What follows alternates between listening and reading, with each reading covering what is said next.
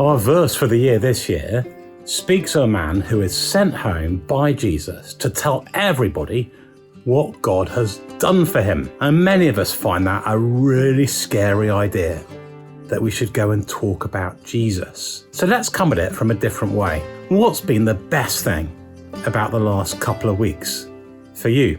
I've really enjoyed some good food, some wonderful crunchy roast potatoes, and you can't have too many pigs in blankets, can you? I've enjoyed chilling out building things. I've finished building this, which I started years and years ago.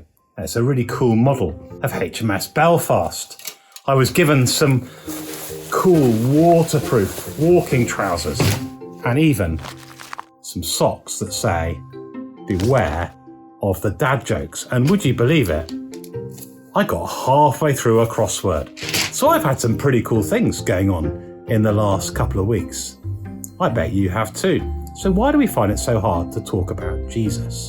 So the man in Luke 8 had a cool story to tell. Jesus had cast thousands of demons out of him. And it's tempting for me to think if I had that sort of a cool story, I'd be better at talking about Jesus. Also, it's tempting to think, I wish I was someone else. You know, if I was Mary Slessor, she was really good at this. Why can't I be Mary Slessor? Or what if I was Billy Graham? Then it'd be easy, wouldn't it? But you see, Jesus doesn't want his church just full of people like Billy Graham and Mary Slessor, wonderful though they were. He wants his church full of people like you and me. And the key thing to remember about yours and my stories is we're meant to be weak. We're not meant to look impressive. We are not the hero. Jesus is. And no story about Jesus is weak or unimpressive.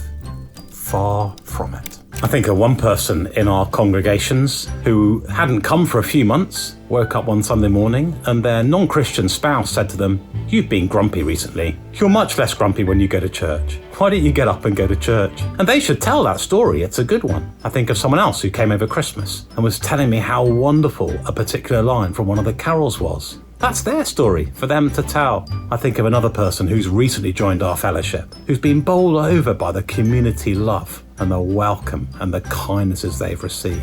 You see, you and I have each got our story to tell. And I think sometimes we're quiet because we just think we're a bit weak and our story's not very good. Friends, Jesus is the hero. You and I are not meant to look impressive. Our story's about him, not us. He's the center of it.